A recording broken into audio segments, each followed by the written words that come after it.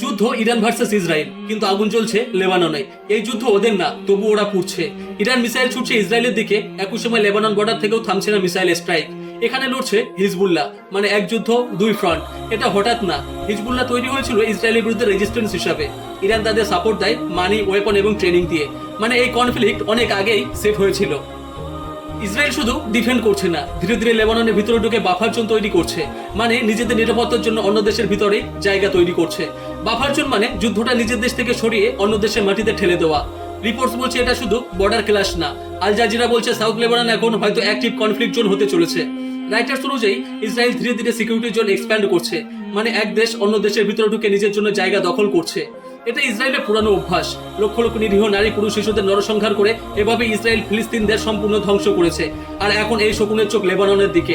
যেহেতু ইসরায়েলের এই টার্গেট অনেক আগের, 1982 সাল নাগাদ, এর জন্য তো তৈরি হয় সশস্ত্র বিদ্রোহী সংগঠন হিজবুল্লাহ।